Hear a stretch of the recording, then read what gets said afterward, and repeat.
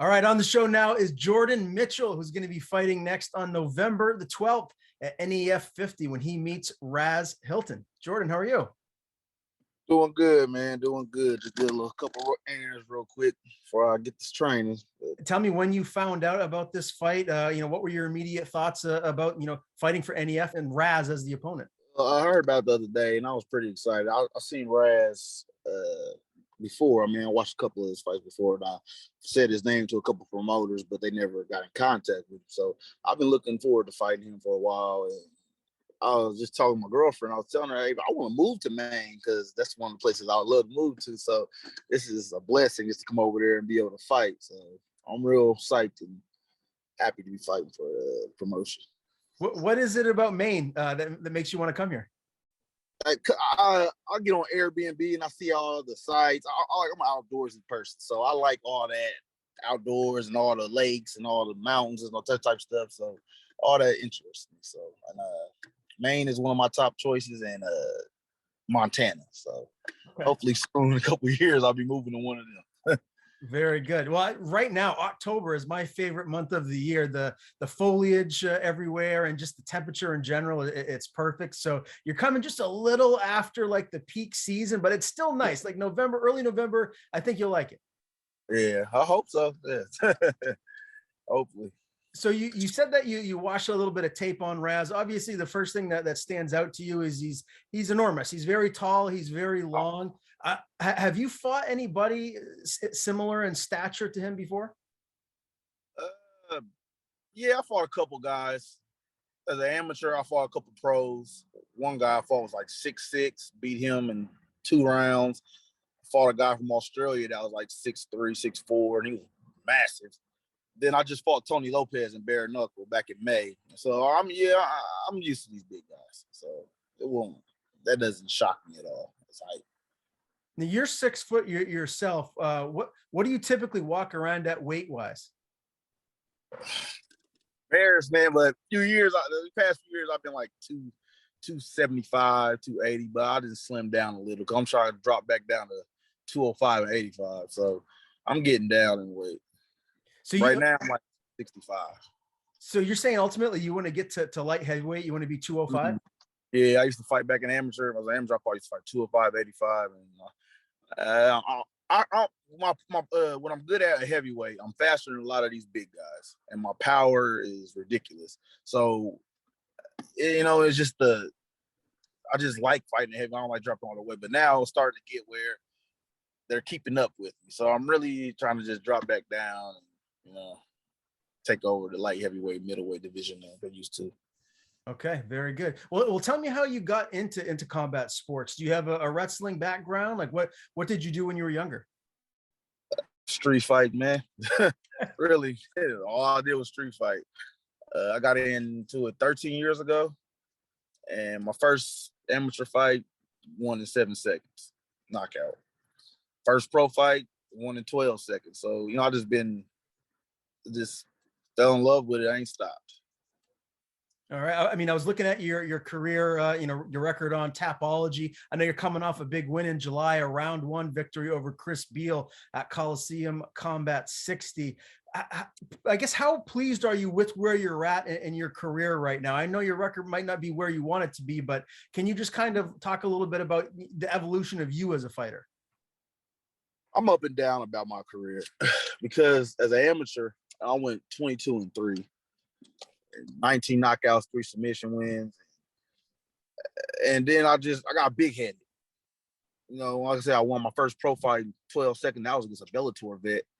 And I got big-headed. I didn't take my career seriously. I didn't train like I should have. And, I just blew up. And really, I was just fighting for paycheck. So it's, like I said, I'm up and down with it. But I'm trying to turn it around because I know I'm still young, 31.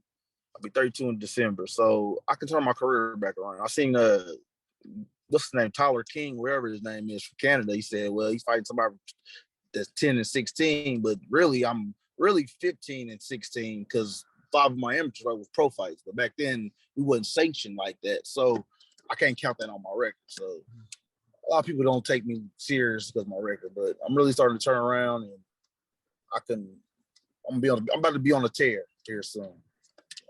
What are your goals now as a professional? Like, what are you hoping to accomplish? Where do you want to be a year or two from now? So before I retire, I always told myself I won three titles at amateur, three different divisions. I want to do that as a pro, then I'll retire. That's my goal.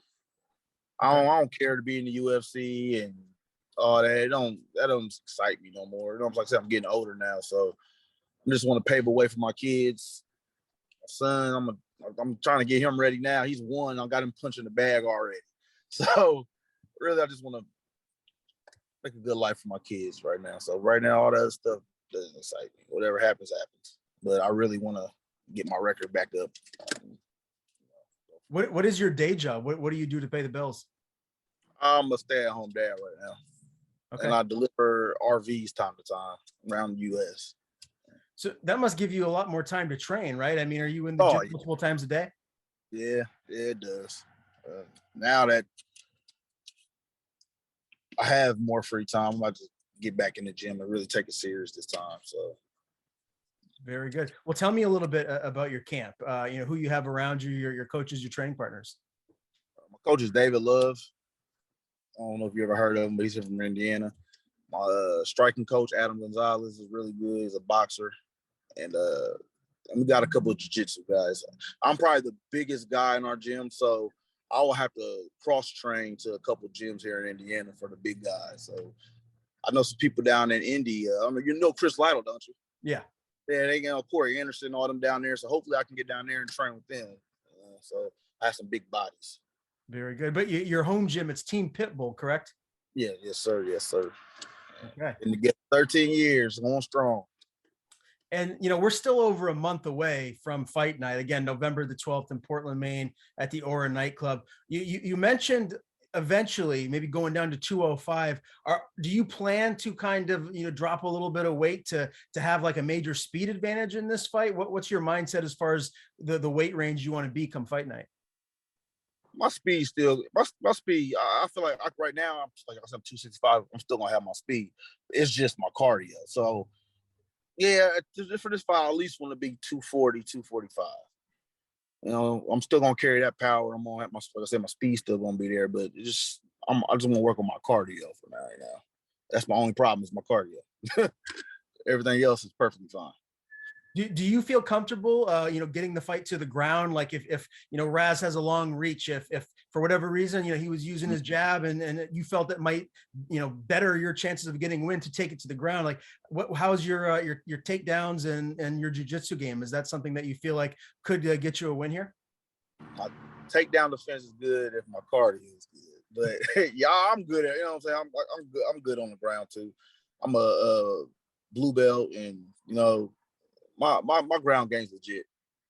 I just, like I said, I got to work on my cardio. My cardio's there. I'm unstoppable. All right. Right up top, on the ground, on that. So you mentioned you watched a little bit of tape on Raz, getting ready for this fight. Ultimately, how do you see this fight going, Jordan? Do you believe you're going to be able to catch him with your power and knock him out? I mean, we have seen Raz get knocked out before. Do you feel like that's what's going to happen in this fight? Yeah, I just gotta. If I play smart, like I said, he is longer. I don't want to be on the outside getting jabbed because I think I learned my lesson. Last time I fought Tony Lopez, he just jabbed me to death. So I'm just going to get in and get him with one of my famous uppercuts or my overhand. So we'll see what happens. But I feel like it'll be a quick night. I just got to play smart. Yeah, I don't know if you've seen this fight with Jorgen De Castro a couple of years back, but that was a really big knockout. Chris Sarro knocked him out as well. Do you feel like your power is comparable to either of those guys? Oh, I think I hit way harder than Sarro. No disrespect to him, but I feel like I hit harder than him. De Castro, I wanted to fight him. Matter of fact, me and him, I tried to get a fight together before he went to the UFC. It never happened. So that would have been a very exciting fight, me and him. But yeah, I feel like my power's up there. Like people don't take me, like I said, people don't take me serious to how my body looks. But if you ask anybody who I've ever fought, they're gonna tell you that boy power is scary. And I was blessed with it.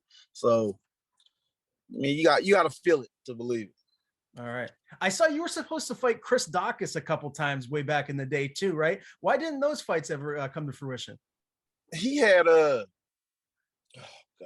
he had something on his body, and the doctor didn't want to make it. We was back and forth in the back about it, and I accepted the fight. Then the doctor told me, no, you already said discussed it. He said, no, he had I can't really remember. He had something on his body that was contagious, and it was just back and forth. Then the second fight, I got injured. So, yeah, that's a fight I wish I would have did too. Should have just said forget it and got caught, whatever it was, then just fought him, because I don't like Chris, to be honest with you. Really? Why is that? He was a douche that night. Him and his people were some douchebags. You know, I mean, I was being respectful, but it's just, I don't like this. Don't disrespect me, man. Just be respectful, man. It ain't my fault that happened to you. You should blame yourself. You knew you had it. You should have said something before this even, you know what I'm saying? We in the back, and you just now saying something. So, it's like, just don't be a dickhead.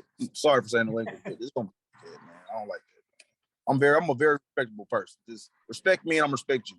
You know what I'm saying? I have kids. You probably got kids. Just we ain't gotta be polite, but just don't cross that line. He crossed it, so I never liked it. All right, well, fair enough. Let's go back to this fight with Raz here. How do you like playing like the villain coming into enemy territory? Because he's got a lot of fans, a lot of support. You're going to be coming into his hometown, basically. Does that amp you up? Do you get even more dialed in a situation like that? I don't even care. I'll just air it out, because at the end of the night, every time I go out in hostile territory and I win by a spectacular knockout, everybody's cheering me. So I just learned to just what's after the fight. Then, even if I lose, people still cheering me. Good job, you know what I'm saying? So that's why I don't even pay attention to it. Well, one thing I can tell you about Raz, you talk about being a respectable guy and, maybe wanting to move to Maine. Raz is one of the most respectful people out there. So who knows? He could end up being a former or future training partner with you, regardless of whatever happens in this fight. Yeah, I hope so. You know what I'm saying? I don't mind training with people I fought. I ain't got no problem with it at all. There ain't no hard feelings. You beat me, you beat me. I beat you, I beat you. You know what I'm saying? It's just, like I said, I'm very respectable. So, after the fight, we can have a beer or something. I know he's a family man, right? He got kids. Yeah, sure does. Kids, yeah. So, yeah, it's gonna be all respect. All right. Last question for me. Official prediction. How does it end? How is your hand getting raised? First round knockout. I ain't gonna say how, but I see a first round knockout. Okay, I love it. Jordan, great talking to you, man. I look forward to seeing you in Portland, Maine on November the 12th at NEF 50. Jordan Mitchell, Ras Hylton, a heavyweight showdown you do not want to miss. Before we do sign off, I want to give you the floor. Tell people where they can follow you on social media. If you have any sponsors you want to plug, the floor is yours. Yeah. My name's Jordan Ironman Mitchell. Follow me on Instagram at Stifler765. Jordan Mitchell on Facebook. I don't really use Twitter, but sometimes Ironman765. Right now I'm working on my sponsor, so I ain't about to say who until I have it really set in stone. But just be ready for the show. Everybody in Maine, be ready for the show. I'm a respectful fighter. I'm gonna bring the power. It's gonna be a good night.